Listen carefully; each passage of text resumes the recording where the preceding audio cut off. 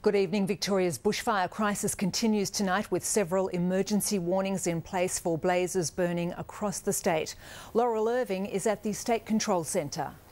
Jen, it's still a very dynamic situation. There have been fresh emergency warnings issued in just the past half hour.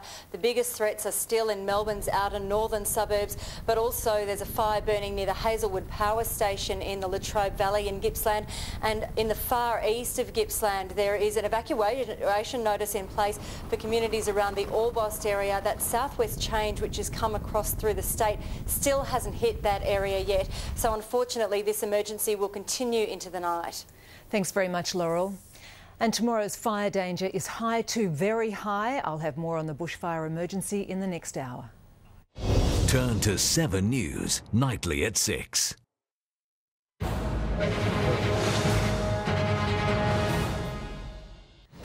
Good evening, Jennifer Keyte in the 7 newsroom with an update on our fire emergency. Bushfires continue to threaten properties around Melbourne with more than a dozen emergency warnings in force. The fires stretch from Gisborne through to Warrandyte in Melbourne's eastern suburbs, and there are still blazes burning in central and eastern Gippsland. A number of homes and buildings have been lost at Warrandyte, Mickleham and Craigieburn. There has been no reported loss of life, but 3 firefighters have been injured, one seriously when he was struck by a falling tree branch. And while thousands of families were forced to flee ahead of the flames, some residents chose to stay and do what they could to protect their properties. Police investigators are already working to establish the cause of some of the blazes, which they suspect may have been deliberately lit. They also attempted to stop firebugs before they could strike. Victoria Police has deployed to 7 fires this afternoon where the source of ignition is unclear. A fire near Morwell came dangerously close to one of the state's power plants and threatened at one stage to move into the open-cut coal mine. The fire danger continues to be high to very high tomorrow, while our weather is becoming sunny with a top of 24. I'll be back with another update on this ongoing fire emergency shortly. Turn to 7 News, nightly at 6. Good evening, I'm Jennifer Keyte with a special bushfire update.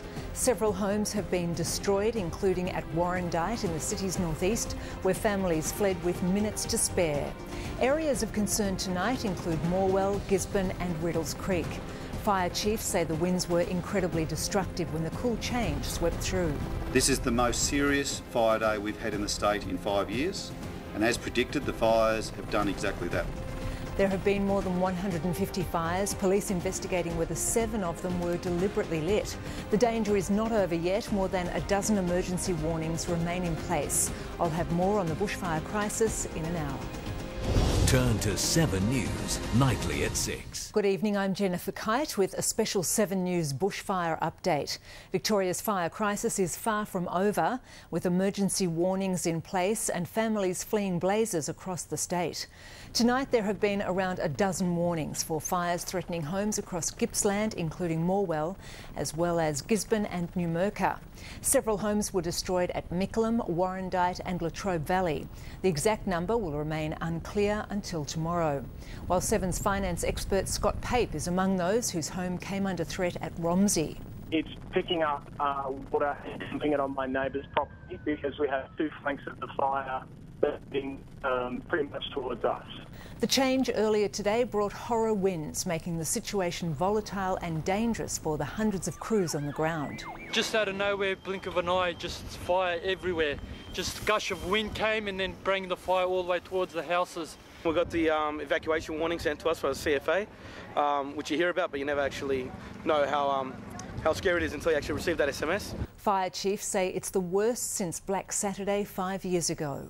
Tomorrow will be cooler, however, it doesn't change the conditions. It doesn't bring rain, and we'll see the fire danger decrease, but the fires still have the potential to do damage over the next number of days.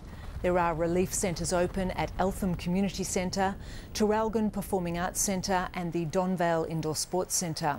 Major freeways have been cut in places and 4 firefighters have been injured. The high fire danger continues in Melbourne tomorrow with a top of 24. Sunrise will have comprehensive coverage of the fire crisis tomorrow morning, and 7 News will have updates throughout the day. For now, good night. Turn to 7 News, nightly at 6.